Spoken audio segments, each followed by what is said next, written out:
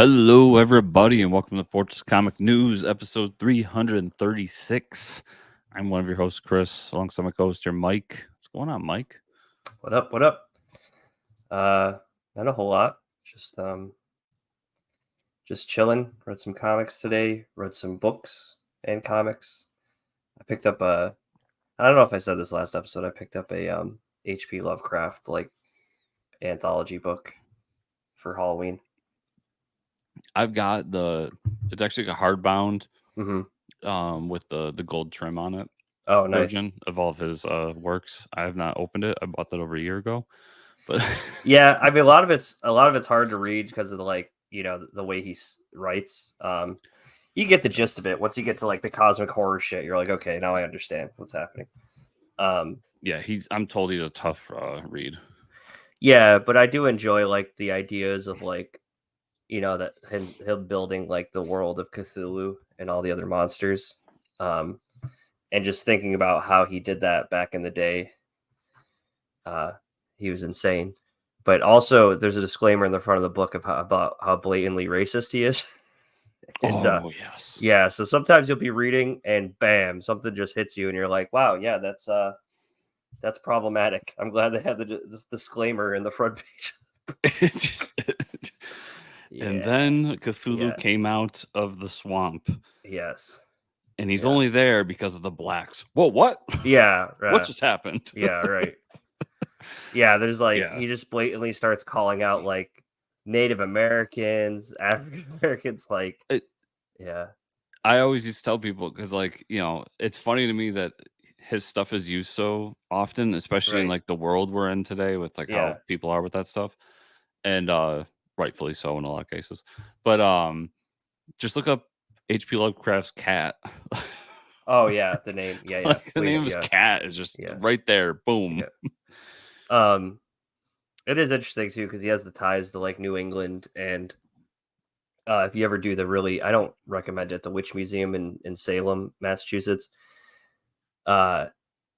which is all evil witchcraft stuff, but they tell the story, and they have a funny part of the story where they're like, yes, the servant to the owner of the house, Tituba, and it's was brought over from Africa. I go, yeah, the servant, really.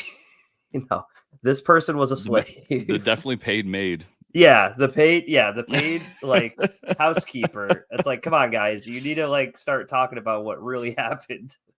But no, it is interesting the way he describes the monsters, and then you can obviously you can Google a picture to help with your imagination, because a lot of the shit is he says it's unimaginable, and then he says it looks like a crab and a bird and a crustacean shell and whiskers, and it's yeah, I wanted to look up someday. It's one of those things this would be fun to look up, and I'll never do. Yeah. But where the actual vision of Cthulhu came from, because I've always been told that in the story it's just it's undescribable. Right. Yeah. And then we all see him as this weird fucking squid face thing. Yeah, he's like I can't describe it. He's like you can't even imagine it, but he's but it's got wings and a squid face and hoofs for you're like, okay, so you can't see it? I don't know. But I think the most interesting part is I can't remember the name of the planet, but he talks about the world they come from is at the edge of the solar system behind the sun. So the sun, I don't know, somehow the sun doesn't reach this planet at the edge of the galaxy or whatever, and that's where everything resides. It's a dark planet where all these monsters are living and shit. And it's this dude was a little ahead of his time writing this stuff. It's pretty cool. Listen, awful people can make great works of art. Yeah. Yep. It's an unfortunate reality of the world, but yeah. So I thought it was pretty cool to read that for Halloween time.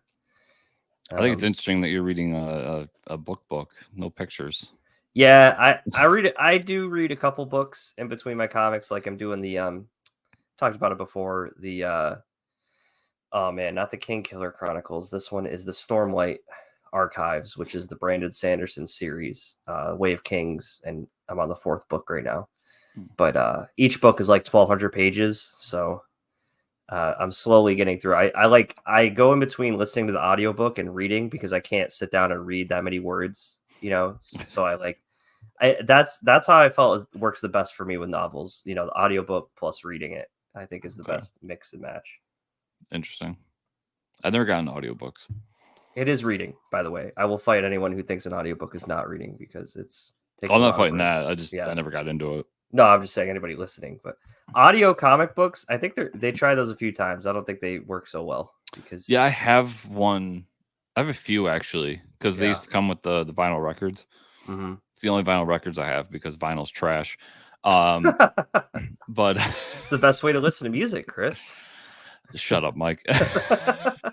I don't know any records.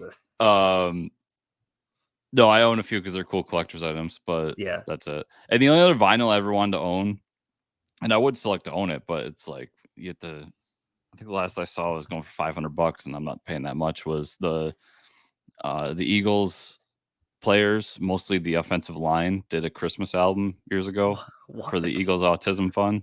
That's awesome. Yeah, and I wanted to get it so bad, but just to hang it on the wall, I would, Yeah.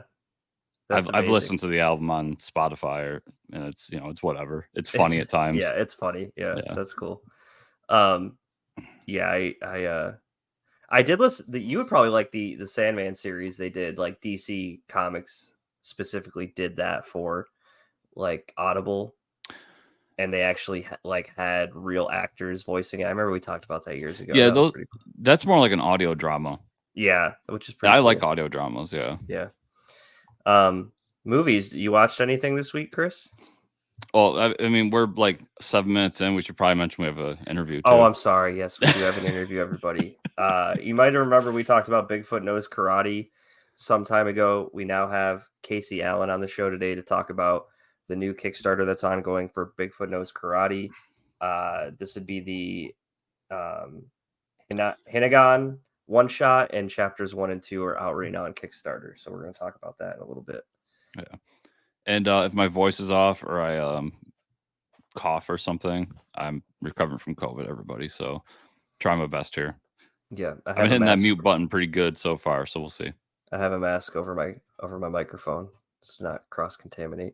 Yeah, I'm sending computer viruses over to Mike's computer. The viruses can come through computers. People told me that. So you got to mask your mics. What did you watch this week, Chris? Are you ready for it, Mike? Oh, shit. It's going to be something that I like. I watched John Wick.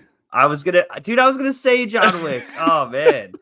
And wait, did you watch all 4 John Wicks? No, I watched the first one. All right. First of all, the first 3 are on Peacock. So I don't know when the 4th one's coming there, and that's when I'll watch it there. Yeah. But it's really good. I mean, it's a good action movie. I like the world that they built there. Yep. I like his motivation. I mean, the joke is that he unretires because they killed his dog. Yeah. It's a little more complicated than that, but right. In a nutshell. Yeah, it was a cool action movie, and I look forward to watching the rest of them. If you like the world building, I mean, that's pretty much like as you get to 4, it's just like they quickly start introducing more and more like people from within that universe, which is cool. Yeah. So, and you saw the Continental. Yes, I was going to bring that up. Peacock. Yeah, it's a mini series, 3 episodes on Peacock right now, I think, right?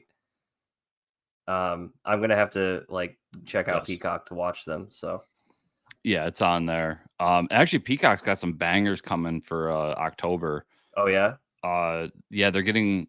So I'll be watching all 3 Back to the Future soon because they're getting all 3 of those. Oh, that's pretty huge. Yeah, and a bunch of a bunch of scary movie stuff for October. So the Halloween movies are going. Oh, nice. A bunch of other random stuff. Yeah, so Peacock's got some good stuff coming to their service this month. Maybe I'll subscribe. I watched a horror movie this weekend. Surprise there, because it's spooky time. So, I've watched a few Halloween style movies like Disney's Haunted Mansion, not the new one yet. That comes out on Disney soon that I want to watch. I want to see that. It looks fun. Yeah, it's got Danny DeVito in it. It's got Rosario Dawson in it. That too, yes. Ahsoka. And then I watched the movie Talk to Me. Have you heard about this one? No. So this is it was actually a low budget. So low budget, under $5 million. and ended up making like 80 million at the box office. So it's a simple story, Chris. It's like it's like a teen horror thing where these kids, it's like filmed in Australia, and actually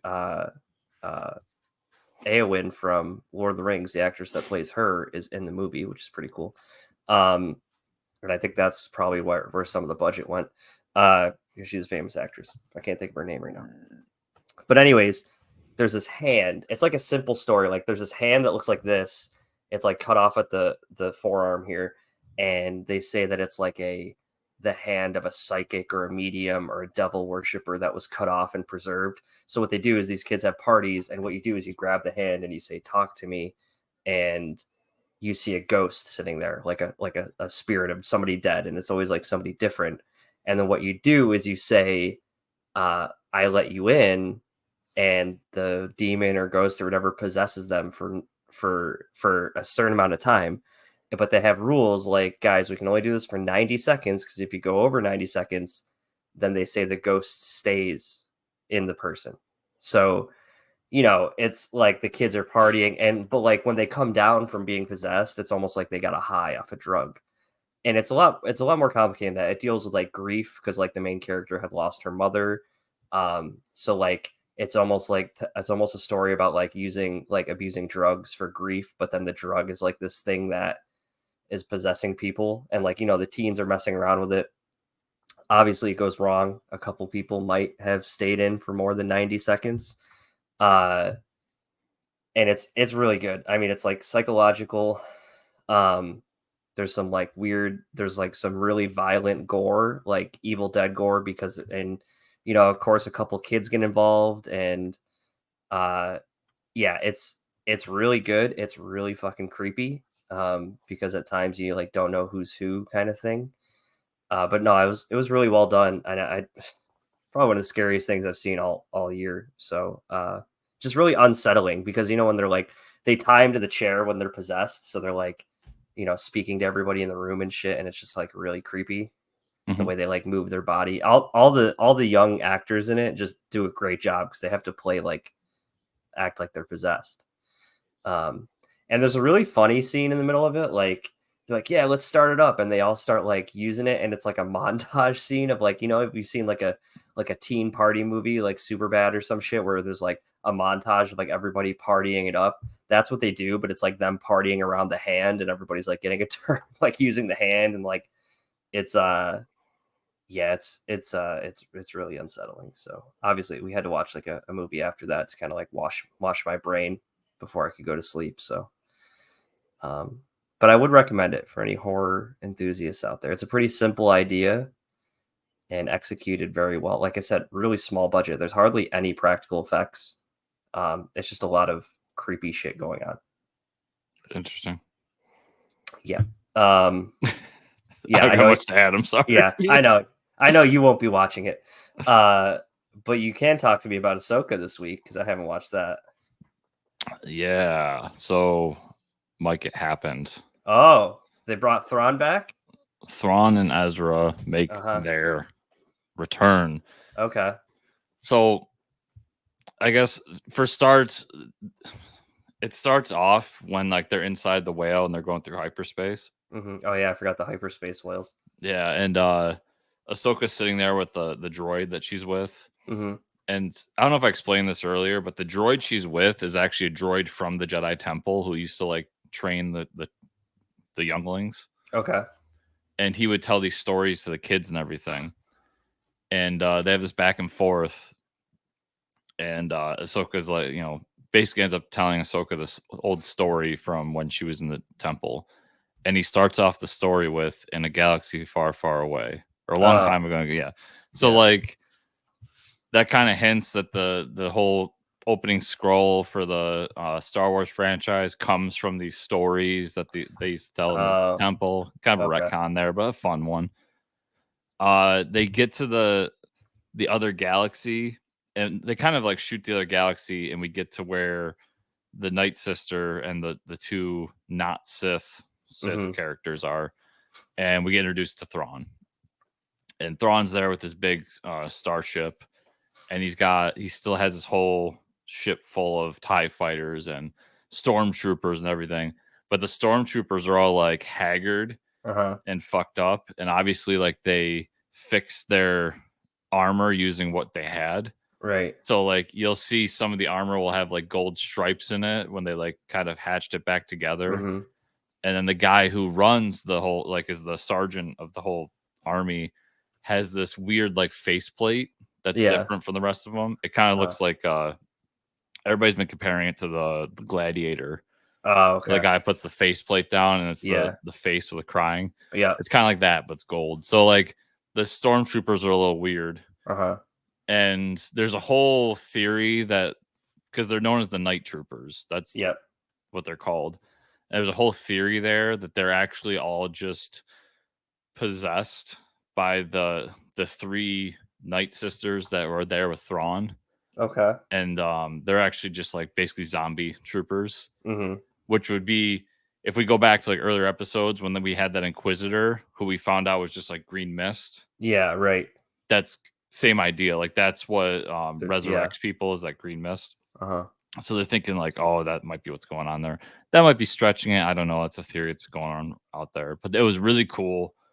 Awesome scene where like all of them come out and they're chanting Thrawn, Thrawn, Thrawn. Then he walks out all fucking badass, like perfectly put together, not a stain on his uniform, and just like gives this speech. Fucking chilling. I loved it. And then they all meet and they let what's her face? I forgot her name now. But they let the Mandalorian chick go off and go find Ezra, because she was made a promise, and Thrawn's, a man of eloquence and dignity and all that bullshit. So he goes, fine, go find your friend. And when she leaves, he's basically like, even if she finds him, like, we'll be long gone, so they'll be stuck here. It doesn't matter. Yeah. But the 2 not Sith characters decide to follow her. And we find out they have an alternative plan too. There's some sort of like hidden power in this planet, in this galaxy, that they think they have. So they're going to go after that. So now there's like 3 branching stories going on right now. So, so she goes off, try to find Ezra. It's basically like a montage scene of her like going through the desert on her like fucking not horse thing.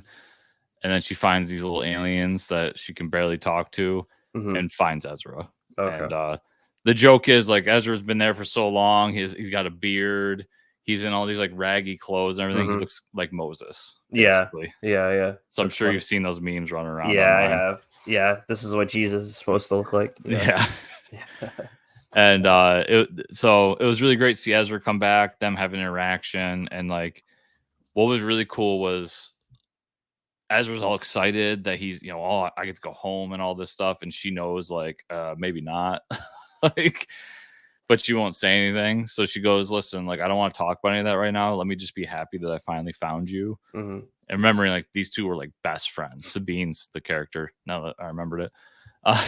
Sabine and Ezra are like best friends. So like for them to find each other after all these years is like a huge moment. And that's kind of the end of the episode. There's also another little nugget in this one. We learn that the Jedi that have been trained after the fall of the Order, so everything post Order 66, are now known as Boken Jedi. So another little like lore thing that they threw in there. First time they've done that. So a lot of cool things in this episode. Cool. And I was really happy because I was hoping they get to it sooner personally, but I'm really glad that we didn't wait till episode 7 or 8. Like, at least we got into it in episode 6. We got a full episode with these 2 characters in it. They're introduced and everything. Although it's pretty obvious now that I know this was always supposed to lead to a movie. Like, this is all leading down a path, and it's going to like intermingle with Mandalorian and a few other things. But it's very obvious now that there is no conclusion here. Like, we're going to get, I think this season ends with Thrawn coming back and the whole like galaxy being like, oh my god, Thrawn's back. Oh no. Yeah. See you in next season Mandalorian. We find out what Mando thinks of it. Like, yeah, right. Yeah. which would be a little disappointing, but I mean, more Thrawn, the better. So it was a good episode. It was a Cool. really good episode. A lot of good lore in this episode. And just a lot, I'm just glad to see those two characters finally show up. Yeah, Chris doesn't need lightsabers. He needs more lore, everybody. More lore. Listen, I love me some lightsabers, don't get me wrong. Yeah. But Star Wars is more than that. And you've been building towards something for a long time. Yeah. Let's start. Let's finally show Thrawn. So. Yeah. Comic news, probably. That's probably what they're waiting for. Remember from like a few episodes ago when I made that reference? What are you waiting for? Yeah. Yeah, that was from Scary Movie, everybody. Scary Movie, yeah. Yes. And I almost made the reference again. I was just thinking about it. That's gonna be my I'm gonna probably watch that one next for Halloween movies because I haven't watched the first one in a long time. I want to rewatch those because I remember the first two were really great. And I think the third one was still good. Then the fourth. But the fourth, I think, is when they went off the rails. Yeah. It's just not good anymore.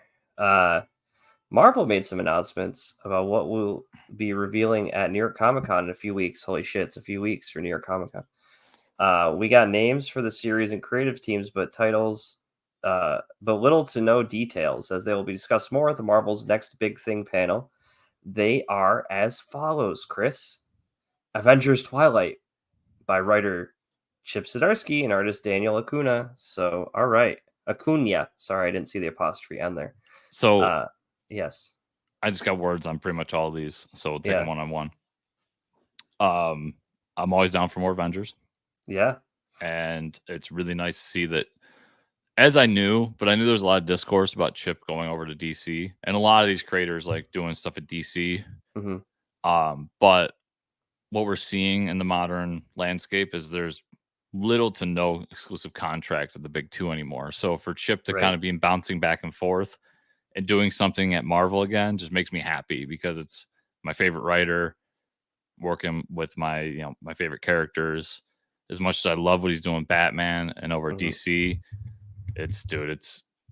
I mean, Chip with the Avengers, fuck yeah. I'm so excited for this. I can't wait to figure out what it is. Yeah, because the Twilight's a new thing, unless they're all like vampires. I'm wondering, because remember when Chip did the Justice League book that was like set in the future? It was like the last Justice League thing. Yeah. I'm wondering if like he made a similar pitch for the Avengers, and that's what this is, because Twilight kind of hints to like the twilight of their career. I'm wondering if it's like the final Avengers mission. It's like a alt timeline thing. I'm still hoping for romantic vampires, but we'll I mean, I'm not, but I'd like to see. It depends. If we bring back, it should just be Blade. It should be a romance comic about Blade and Rogue. There you go. I don't know if Rogue is still a vampire or not, but if we can just retcon all this stuff, it's comics. It's fine. Yeah, and that's the whole book. Yep. And they just put Avengers in there because they knew it'd sell more. Oh hell yeah! Of course it will. Resurrection of Magneto by writer Al Ewing and artist Luciano Vecchio. Yeah, Magneto's back. This one I got a little to say because I'm not an X guy, but people like Magneto, and just in time for the next two titles, Mike. Yeah, this makes sense. Fall of the House of X by writer Jerry Dugan and artist Lucas Wernick, and then Rise of Powers of X by Kieran Gillen and artist RB Silva. So more X books coming your way. This is supposed to be the end of the Conan era of X-Men. And so the fall is the end. Rise of the Powers is like what's to come, I guess. Interesting. That's what people are thinking. Because if we all remember, House of X, Powers of X is what started the whole Hickman Krakoa thing. Yeah. So that's what everybody's thinking, like that's what he's going to be. If that's the case, I might just pick them up just to have a bookend to that. Because I did follow it for a while and then fell off. Yeah. And I'll be interested to see what they do, like how, because that's a tough one to come out of, man. Like that, what Hickman did with the X-Men was like world shifting.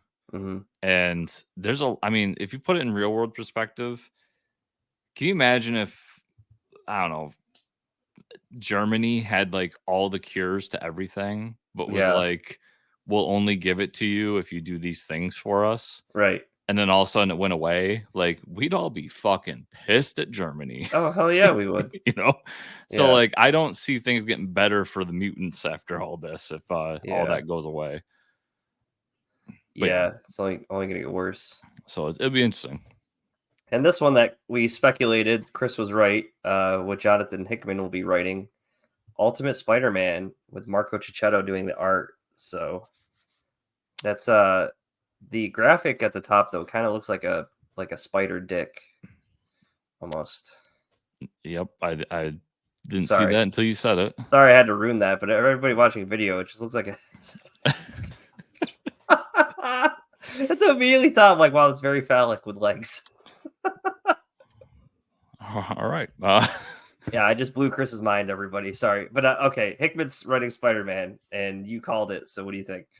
So it makes sense that the Ultimate Universe comes back with Spider-Man. Like, that's the Ultimate Universe started with Spider-Man. It only makes sense that we bring it back with Spider-Man. Of course, Hickman's writing it. Hickman's been the architect to all this. And dude, Marco Cicchetto doing the art. I loved his art in the Daredevil run he did with Zdarsky. And Spider-Man has a very similar feel and how his poses and everything. So I think it's a really great artist to team up there. I'll be interested to see more, see what's it's all about. I mean, this can't be the only Ultimate book coming. Yeah, there's got to be more. Yeah, and I think next week is the last issue of Ultimate Invasions. So I'm just really intrigued with what's going on because reading Ultimate Invasions, there's no hint towards like a new universe. It's just like this weird story where the maker's going nuts. So how they bring it all back and how they do it's all interesting to me, and I'm excited for it. So Saturday, October 14th, I guess I will be tuned into the next big thing panel. Yeah, I wonder if hopefully they'll live stream them like they do sometimes. Yeah, they usually do. If they do, when they do, I'll be watching it, no doubt. So yeah, I'm excited for this. I mean, sight unseen, it's a day one purchase. But I'll be interested to see the broader scope. It's also been making me think a lot. I don't know how much you know about this, Mike, but behind the scenes, the Ultimate stuff was actually like, so if you read what Donnie was doing through Venom and everything, and then even through part of his Hulk run, the maker was playing a part of things. Like, he was being set up for things. And this whole Ultimate initiative was Donnie's. Like, he was supposed to be the one to helm this.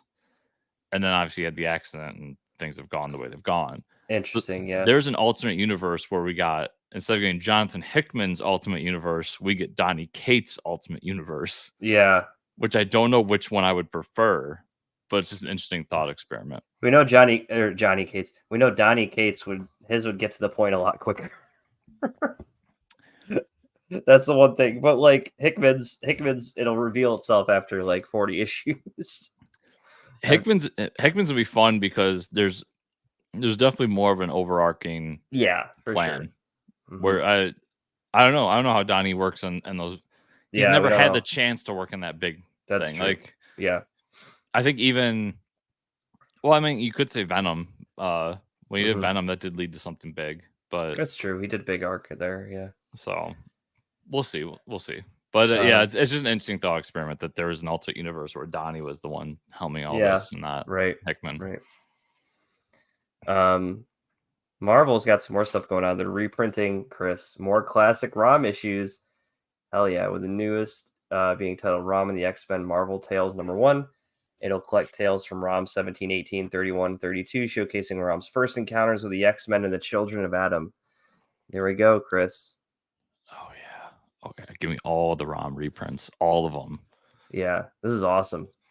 I'm so happy that like ROM's back, and the like, even if it's just reprints, I'm just so happy that he's back in like the public consciousness in comics, that I can get all of these reprints with a Marvel title on, like logo on it. And that giant ass Hasbro. They had to make the Hasbro one bigger. Oh yeah, licensed by Hasbro. They're like, yeah, you can have Marvel on there as long as the Hasbro logo's twice as big. I'm still convinced somewhere down the line that he's getting his own series of Marvel. Like, I know Oh I was yeah. wrong when it came to San Diego, but I will not be shocked. I won't be shocked if we get it in New York, but I won't be shocked at some point if there's an announcement that even if it's just 5 issues or something, Yeah. like they're gonna continue the original run or something like that. Like, Mm-hmm. yeah, Yeah, that'd be cool. I'll be picking this up, even though I'm pretty sure I own these issues. Well, now you have them in better quality. Marvel is continuing its trend of one-shot comics that show the future of their brands with Star Wars this December. Nice. Bringing back Star Wars Revelations this year again with a new issue that will showcase the future of the brand, much like they do with Marvel Timeless one-shots. This issue will feature creators like Mark Guggenheim, Charles Soule, Greg Pak, Mark Bernardin, Sweet, Alyssa Wong, Awesome, Kevin Scott, and many more. So this is kind of like a stepping stone for the direction they're going. Yeah, it's kind of. I mean, like you said with Timeless, it's kind of like Timeless. Oh Where shit, is that Mace Windu? that is Mace Windu. Oh shit, we get a Mace Windu book. You can see Mace Windu. You can see a Thrawn right there. Yeah, You can see a lot going on here. And the fact that Jabba's at the center. oh true. Yeah, he's a big fat face. I think this hints that we're moving past Return of the Jedi soon. Right now we're still in between Empire and Jedi in the main stock of comics. And I will not be surprised if we get some sort of announcement that the relaunch is coming and they're going to start telling stories past Return of the Jedi. I believe. I mean, to be fair, I mean, right here is definitely an Old Republic, or I'm sorry, High Republic book. You still got Luke with the yellow lightsaber here. So in the comics, he has the yellow lightsaber. He's building up to the green. So obviously, there's a hint there that I'm wrong, but I still believe. Mace Windu. That makes me think they've been doing these one like solo books, like they did Yoda recently. They did Obi-Wan. I think Mace Windu is going to get one, and we're definitely going to get a Thrawn tie-in book with everything that's going on with Ahsoka. Yeah, for sure. The only thing I'm shocked by here is that we never have gotten an Ahsoka book, and I can't believe that they still haven't greenlit an Ahsoka series. But yeah, that is interesting. But yeah, I think the Star Wars line has been really solid, and I'm obviously I'll be picking this up. I pick up all the Star Wars books, and I'm excited for them. Yeah, that'd be pretty cool. I like Jabba's doofy face here, though. Yeah, I know, with like the drool. They kept the drool and everything. Right on the front. Marvel's 20th Century Fox imprint announced a new Planet of the Apes series called Beware the Planet of the Apes. The series will act as a prequel to the original movie, written by Mark Guggenheim with art by Alvaro Lopez. That's pretty cool. Yeah, I'm obviously excited here. So this woman here is the woman from the first movie. Okay. Who he runs into. And you can see classic like style apes. Yeah. Dude, I love it. This is what I've been waiting for since they announced it. I enjoyed the other Planet of the Apes series that took place like during the new movies. But dude, the classic style, the old apes movies are just where it's at. So I'm glad to see them jumping into that territory. And yeah, I'll be picking this up 100%. Yeah, that's cool. Boom Studios announces this week they're releasing a one-shot comic as part of the R.L. Stein's Stuff of Nightmares series, titled Stuff of Nightmares Sleigh Ride #1. This comic will be, of course, written by R.L. Stein with art by Pius Bach. As the title hints, the comic will be a horror story centered around Santa Claus, and there it is, Santa with a chainsaw. Yeah, I'll probably be reading this. Have you been reading any of the Stuff of Nightmares? No, books? I keep seeing it pop up, and I got to start grabbing it because I do love that shit. So I will be picking it up. I do recommend it. I read a bunch of them. I haven't. Oh, that's creepy. I'm not caught up to them, but they're like creep show style, where like you have a character who introduces the plot, and they tell like these little mini stories. That's cool. So this is obviously one scary shot. Little Christmas. Yeah, this is my favorite one right here.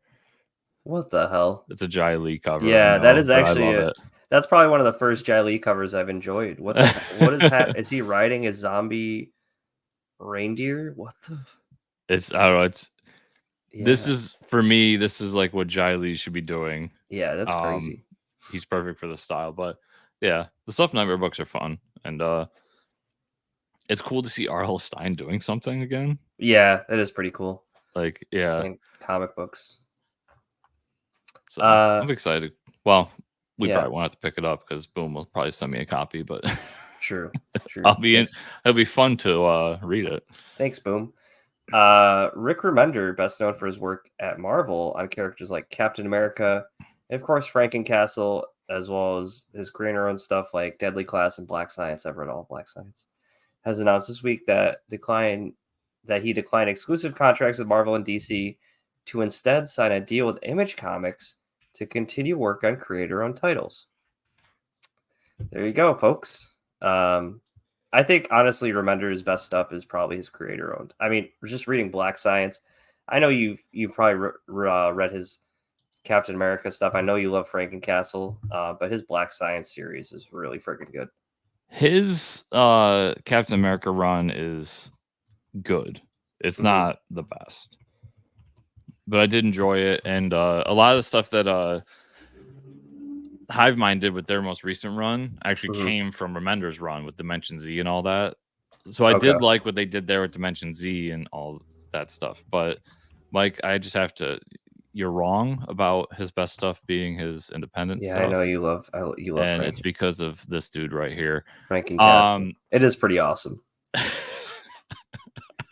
love Frankencastle, man. It's so stupid. It's awesome. It's so goofy. I really want to read Deadly Class though. I've heard Deadly Class is good stuff. Yeah. Black Science I couldn't get into personally. I tried the first like 3 or 4 issues and I just couldn't. I think I have most of the volumes on my bookshelf here. Yeah. But I've heard Deadly Class is really good. I've heard some of the other stuff, and it's interesting to see. I didn't like personally the way he came out and did it. Like I could have done X-Men or Batman, but I'm gonna do it. Like, dude, we get it. You get it. You're a big name in comics. You don't need to toot your own horn. And I don't blame you for betting on yourself and for wanting to like reap the rewards of like I get it. Like 100% go for it. Just like, can we not be so smug about it is all I ask. Like, because I personally enjoy that stuff, and if it wasn't for that stuff, dude, you wouldn't have a career. So I get DC and Marvel fucks creators over constantly. I understand that, but like, and the people that only know who you are and are into comics and like read these statements, you don't need to say shit like that. You know, like, come on, we know who you are, dude. Yeah, and he's not the only creator that does this. A lot of creators now are doing it, and it rubs me the wrong way because it's. I don't know. I understand that there's 2 sides to the story, that Marvel and DC both need to work on how they treat their creators. 100%. That's a fact. There's also the idea that it's very rare. And I know that there's probably a few we could name, but truly name creators who that didn't make it big at Marvel DC first.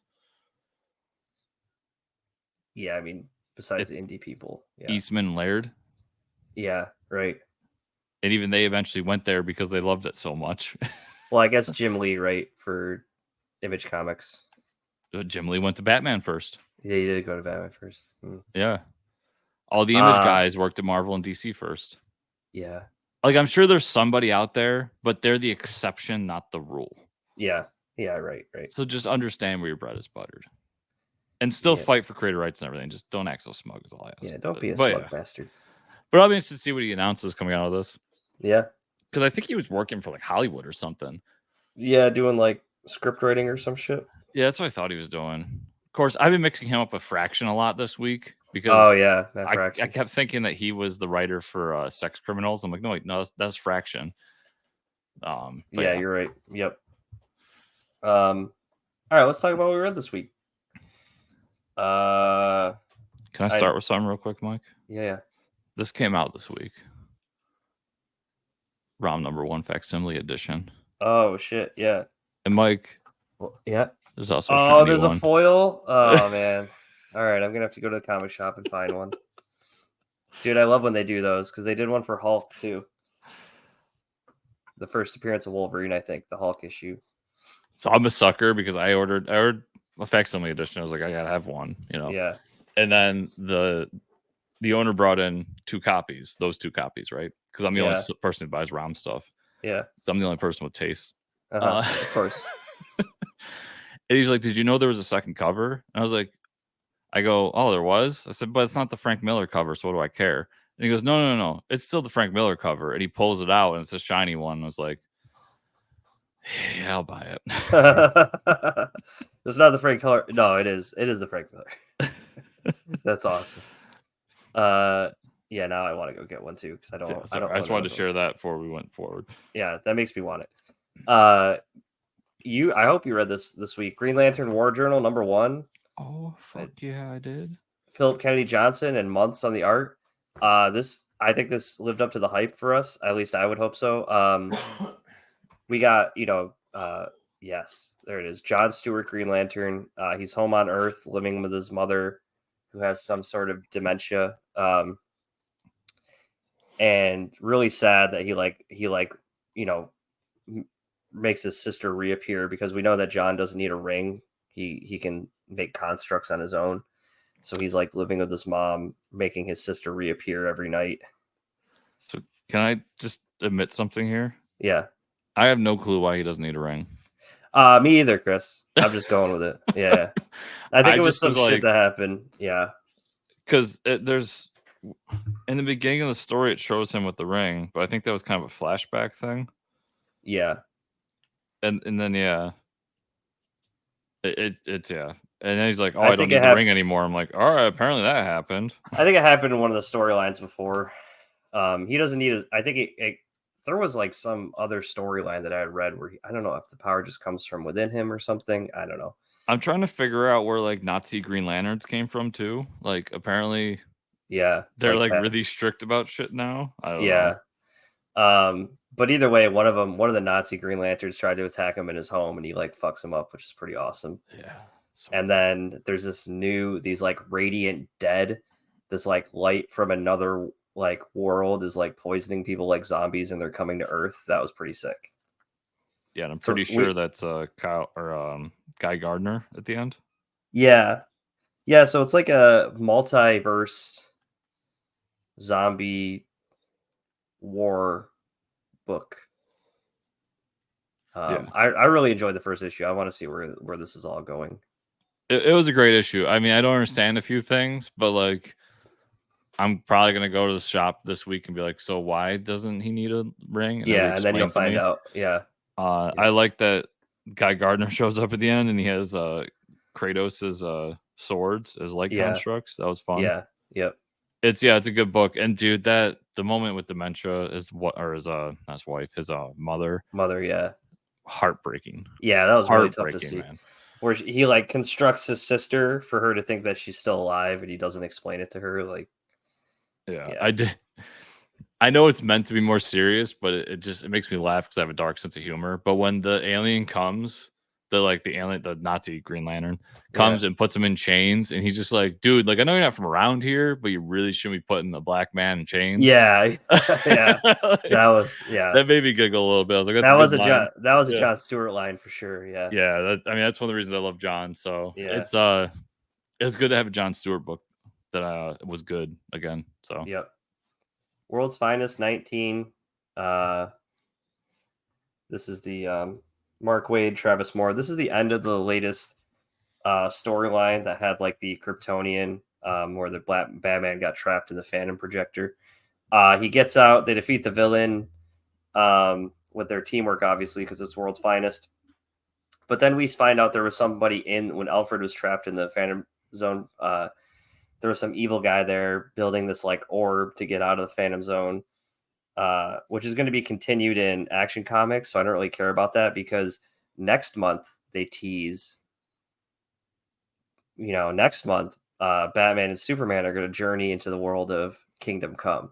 So don't give a shit about that other storyline. We're going to Kingdom Come, baby. So let's go. I was wondering if you noticed that. Oh, I noticed it. If there's Kingdom Come written on a page, I will find it. Yeah.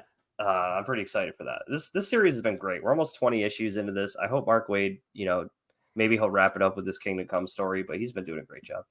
Yeah, it's been a great series, and I am interested in where that other story goes. I am reading Action, and from what I heard, Mark Waid's actually writing the story in Action Comics. Is he? Fuck. All right.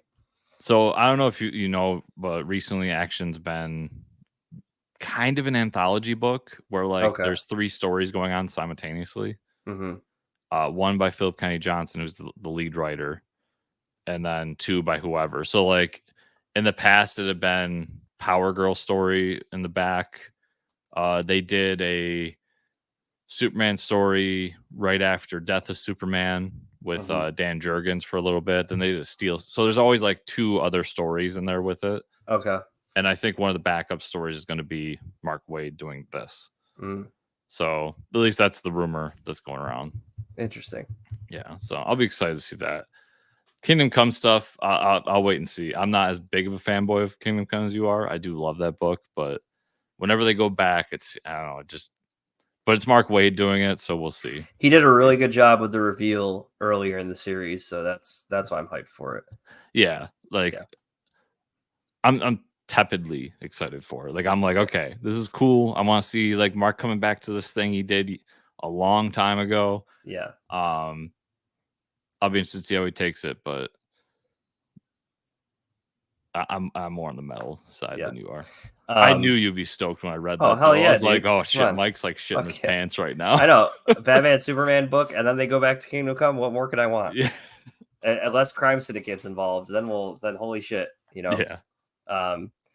Chapter 6, issue 6 of Superman by Joshua Williamson and Gleb Melnikov on the art. This is Joshua Williamson just creating new shit. Hell yeah. He's created this villain called the Chained. This is like part 1 of that. Previously Lex Luthor was shanked in prison. I forgot about that until I saw it again.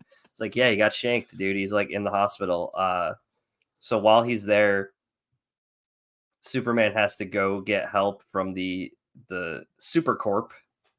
And in doing so, he finds out about this box and cage that was created and buried very far under the ground, and the only people that could access it were Lex and Superman.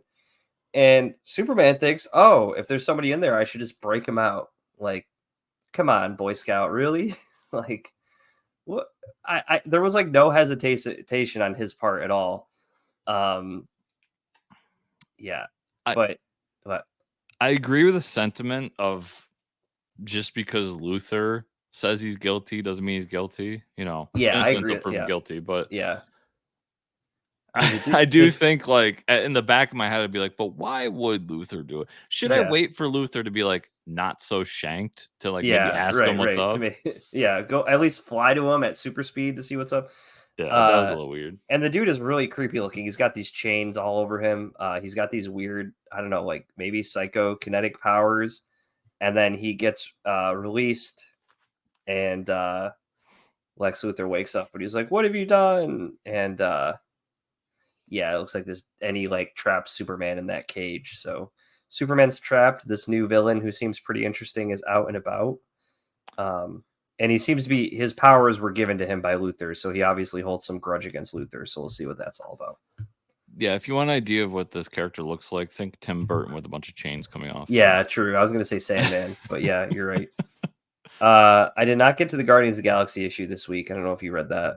I did. Do you want me to talk about it? Yeah, sure. So this is them in the like inside of Groot. Let's call it Groot verse. Yes. And it's kind of just telling as they're in there trying to figure out whether they're dead or alive. They're going back to the moment when they feel like they failed Groot, and he becomes Grootfall. So it's them all given their moment. So it's basically like a throwback story to that, and it's some sad boy comics because they all like blame themselves for what happened. Blah blah blah. And then they kind of come out of it and they're like, "Well, listen, we got to finish this." Blah blah blah, and we see outside where the Grootfall head is sent out again to another planet, but this time it looks like Star-Lord's mask. Oh, so some fuckeries abound. Yeah, something's happening. Yeah, it was basically like hey, this is. It didn't really. It didn't explain Grootfall that well in my eyes. Like I expected something more from the origin issue, but it did give like these moments where all the characters are like, "Well, this is where I failed Groot," which was interesting. So that's cool. Maybe we'll get more of what actually happened with Grootfall later on. But I thought they advertised it as let's go back to the beginning to explain Grootfall, and I didn't really get that, in my opinion. Yeah. But still a decent issue. Probably my least favorite issue of the bunch so far, but okay, still a good book. Saga 66. This one doesn't really focus on the main characters. Yeah, it focuses on Gale, a character that I forgot about, who was, looking for the children and the mother, trying to kill them. He ends up finding Gus and the paparazzi guy that's with him. They have that like other assassin in captivity, and they basically have this conversation of like, yeah, I could have killed her because she but I'm trying to like train people to like not always want to kill each other or like try to teach them forgiveness. And they knock him out and lock him away and say, oh, we're going to teach him forgiveness. And that's kind of where it goes. Doesn't really move the story along. We know that Gale's going to be trapped now. We get to see more of Gus, which is cool. Love that little character.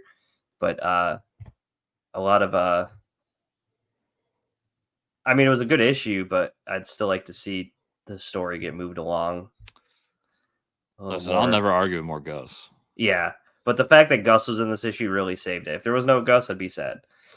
I have no clue what this has to do with the rest of the series. No clue at all. Besides the fact that somebody was probably like, hey, isn't Gale out there trying to murder everybody? And they're like, oh, shit, we should probably stop him somehow. Yeah, like these are characters we haven't seen in a while. Yeah. And I don't think this was the time to come back to them right before you're going on a... Because remember, Mike, this is the last issue before the next hiatus. Oh, my God. That's what frustrated me here was like there's no the last issue put them on this new ship where they're gonna do stuff, and then like instead of I don't know maybe extending that a little bit, or we flip over to these characters we haven't seen in forever, and I don't know we learned that like there's a rehabilitation for this should have been in the middle of the other issues, right? Yeah, exactly, or something. I personally thought it was a weak issue. I think Saga's really treading water, in my opinion, and it's slowly heading. It's tough because what was it, 66? Yeah. So I'm almost 70 issues in, and it's hard for me to cancel a book 70 issues in. It's getting closer every day, man. It's getting tough. I'm not enjoying this book the way I was, and it's getting to the point where it back and to to take a hiatus on issue 66 where there's no clear like to be continued. You know what I mean? It's very strange. Yeah, that's the other thing. They need to do a better job of really explaining that that's what's going on. Like, yeah. And I get giving Fiona Staples time to do the art, although I think large part of these is the fact that, and get your money, Brian, but a large part of it's Brian K. Vaughan's working for Hollywood. Yeah. I just think they lost track somewhere along the way, and I personally think it's when they killed off the Marco. Yeah, or at least like even killing off, at least bring him back after like the 10 issues that we've read.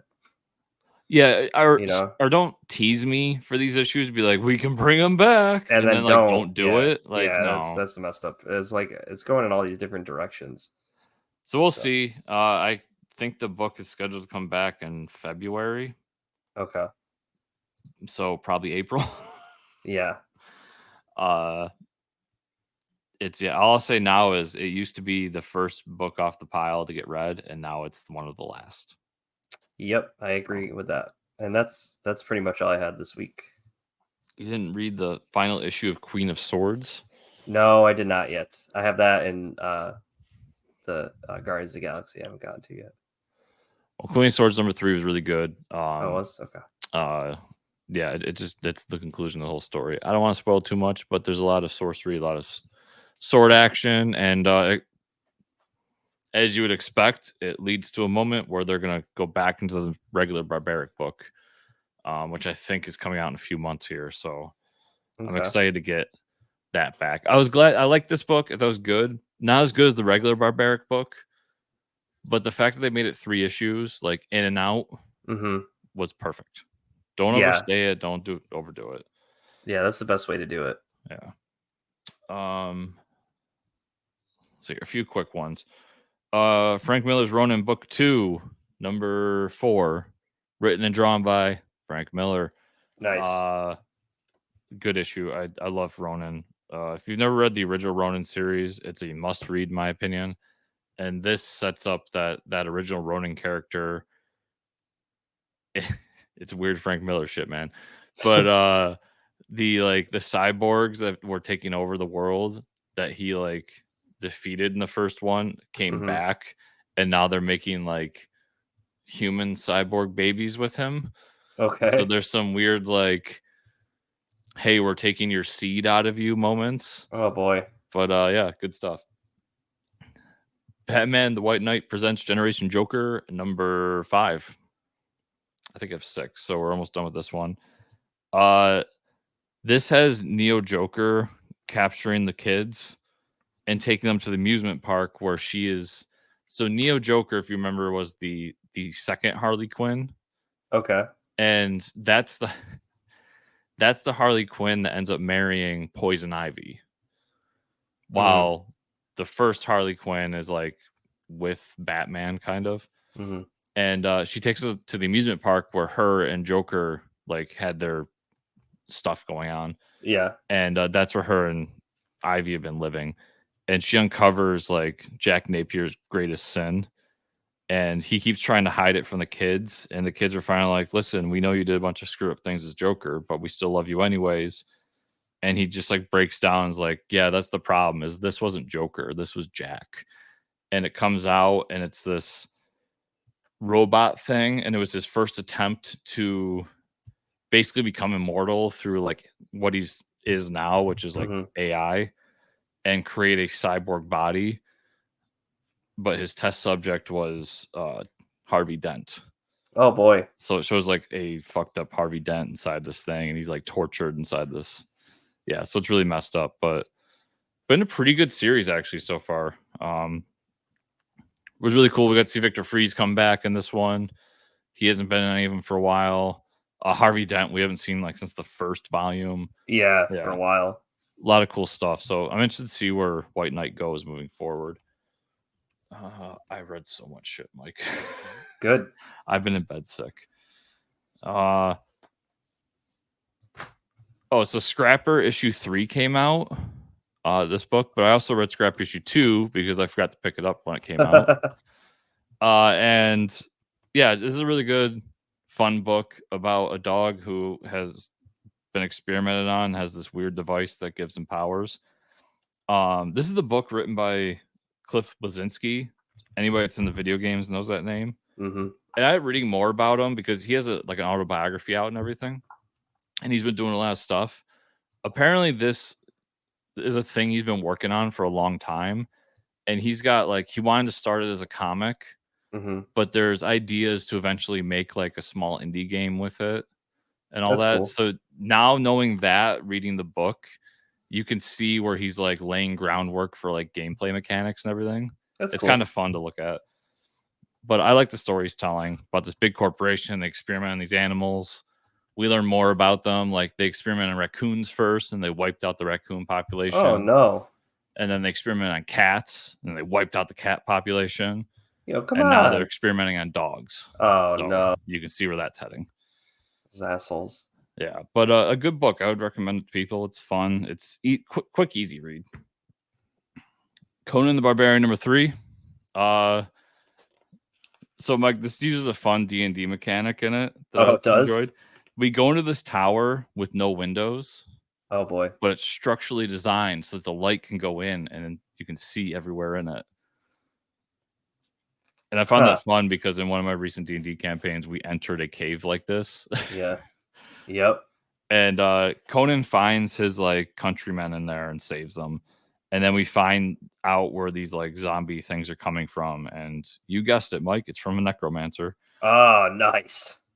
And this necromancer has like a cult, and then he has this giant like green lake of water, or a Lazarus pit. Interesting. And when they throw the people in them, they come out as these like zombie creatures. So there's like a big fight scene and everything, and the issue ends with Conan falling into the pit, and you can see all these like wicked spirits coming around him and everything. And it's like, what will he do now? Find out next issue. But fun barbarian shit. I like it. Awesome. Probably my favorite book of the week. Star Wars Dark Droids-D-Squad #1.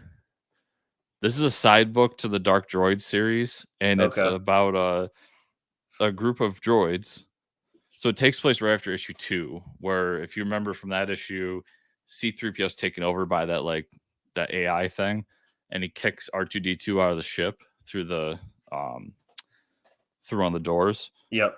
Well, we pick up with R2-D2 there, and he has to find another ship. He finds one, and it's someone that's heading to like a supply run, and it's one of those droids from episode 1 that like fix the ships.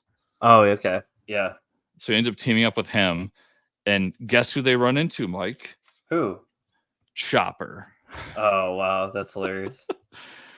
And Chopper and R2-D2 got beef, so they fight. So there's whole pages like this where it's just beep, boop, beep, boop, beep, boop, beep, boop. I love it. That's awesome. And in the end, they find out that like something's going wrong, and they've got to team up to try to save everybody, and that's their whole plan. But in the meantime, like something's happening on the planet they're on, and that's when they find 000, who's a droid from the Dr. Aphra series, who's just basically C-3PO, but he likes to murder things.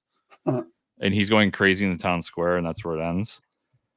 And then there's a backup story where we get kind of the origin of the droid planet and the droid religion that they're talking about in Dark Droids, and where the leader, like where he came from, what happened to him, his experiences and everything. So that was a cool little like backstory thing.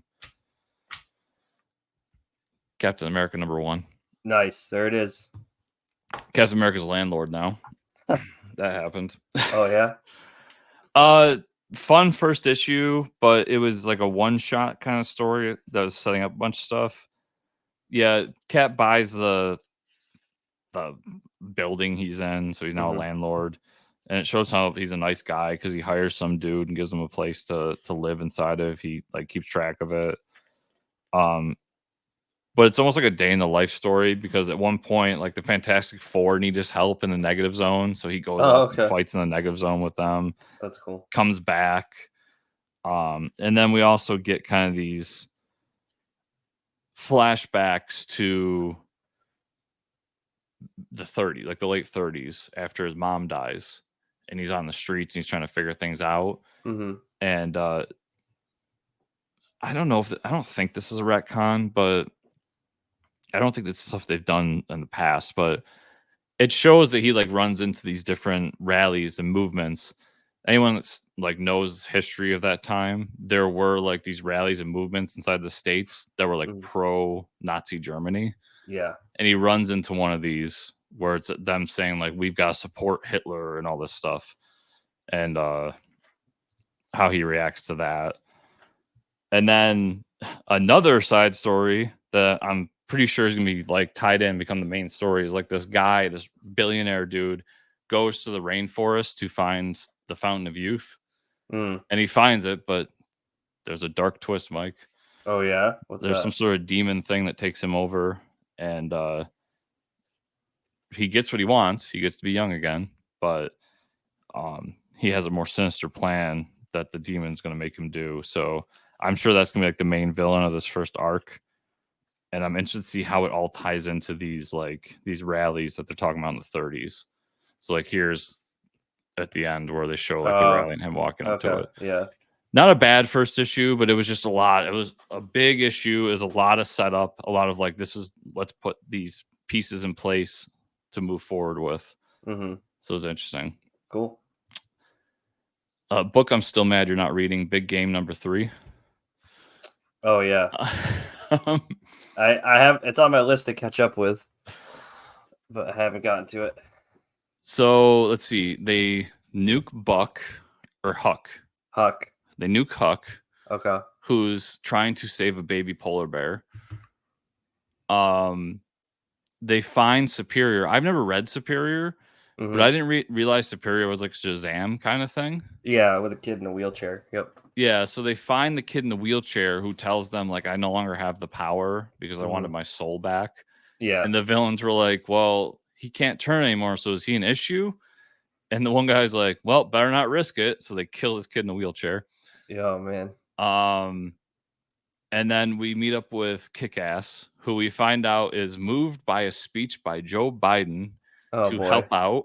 Literally, they say Joe Biden. What the fuck? God damn it, Mark Miller. And then we see what Hit Girl's doing, and she goes to where the Chrononauts were to try to save somebody. Forgot about those guys. Yeah, because they were all like murdered like 2 issues ago. And like all of the supervillains went there to try to steal their technology. She's there with I forget who, but another one of Millar's characters, and gets caught and is basically like, fuck, I'm screwed. Yeah. But she's able to grab one of the Chrononauts like time things and zaps back to the prehistoric age where like a fucking velociraptor attacks her. And that's the end of the book there. But we also get another book I didn't read. Magic Order shows up. Oh yeah, I read the first series of that. Yeah. So I was told that Magic Order breaks the whole idea because they're like really, really powerful. Yeah, they're like overpowered. Yeah, so basically they show up, but they don't do anything. They just kind of sit there and go like, or not to interfere with like the humans. Issues of man or whatever. Yeah, that old story. Yeah. We have to deal with cosmic stuff, so I guess see ya. And it like just explains that away. I was like, okay, apparently like that ruins that, because one of my friends was like, this is all bullshit because Magic Order could fix it. I was like, okay, whatever, man. Right. It's fun supervillains killing random people. Yeah. But a really fun, cool book. And I'm interested to see how Kick-Ass like pops back into this, because according to this, he's like has a family and everything. Oh, that's interesting. And has not been Kick-Ass for a long time. Yeah. Like he's retired, but like I said, like he's inspired by a speech by Joe Biden to like put the suit back on. That's crazy. It's so fun, dude. Yeah. I read an article about it beforehand. It got spoiled for me, and I read an article and I was like, there's no way. And then I read it and like I dead serious. It says like Joe Biden. I'm like, okay. Like that's hilarious. Last thing, Mike. I talked about it a little bit last week, but the Superman versus Meshi manga. Yeah, the manga. This is a ton of fun. You've never read a Superman like this. It's a food manga. So the whole premise of it is for lunch every day, Superman gets really hungry and he gets a super hunger. So he flies to Japan to get not like special food. It's basically like it's basically fast food in Japan is how they explain it. Yeah. There's even an issue where they go to 7-Eleven, even though they don't call it 7-Eleven. Yeah. And he's like, oh my God, look at all the food 7-Eleven has. Dude, it's the wackiest shit. And the 7-Eleven is really known to have good shit in Japan, though. Yeah, I know that, but yeah, I'm just saying, like that's how far they go with it. There's an issue where they have a Justice League meeting, and he like tries to find a way out because he's hungry. There's an issue where Batman is just like, I know you've been really into Japanese food, so he takes him to like the nicest Japanese restaurant in Gotham. Oh my God! And Superman just like, listen, this ain't no Japanese food. Let me take it to real shit, and flies Batman to Japan. There's a story where he goes to one of those sushi things where they have the conveyor belt. Yeah, conveyor belt. Yeah. And guess who's there, Mike? Aquaman. Oh my God. Dude, that's hilarious. It's the goofiest shit, and I loved it. Apparently there's more volumes of this coming, so I'm really interested to see how far they go with this. Wow. Yeah, these DC mangas. Who are they teaming up with? I think it's just DC doing them. Oh, but this is the first one I've read. There's 3 of them. The other one's just like a kind of a typical Batman book, and like there's a Batman Joker fighting one, right? justice. The Joker one I was not going to get. Yeah. And I had talked with a friend of the show, Tyler Carpenter, about it. And apparently that book is all of the like heroes in Gotham. So Batman, and the Bat family, and I think even Catwoman's a part of it too, get turned to babies. What? And Joker now has to take care of them as babies. What? And that's just stupid enough for me to buy it, and That it'll be here sounds so tomorrow, ridiculous. Mike. Yeah. Oh my god, that's amazing. So I like that. At least in those 2, we'll see with the Batman one. I'm gonna read that eventually because it's sitting on my shelf right now. I like that it's not just, hey, let's tell a Batman or let's not just tell a Superman story, but with a manga artist. It's like, here, you're a manga creator, use our character. Yeah, right. And they did something weird with it. So I appreciate that. That's really cool. I think that's one thing. To compare this to the Spider-Man one that Marvel put out, this is way better. Yeah. Because this is an actual like manga as opposed to just a manga artist doing a Marvel book. doing a Spider-Man book, yeah. Yeah. Yeah, that makes sense. Yeah. So Mike, that was everything I read this week. Nice. Where can people find you on the internet? You can find me at Fortress Ricker on Twitter or X, Twitter/X. Where can they find you and or the show? You can find me on Twitter/X at Fortress Chris. I'm pretty much every social media network that way. You can find the show on Twitter at FortressComics_ or at FortressComicNews.com. And if you all want to support the show, the best way is 5-star reviews on podcatchers. Go to YouTube, like, subscribe, share, comment down below on the YouTube version, and go to patreon.com/FortressComics. Thank you all so much for watching and or listening this week, and we will see you all here next week.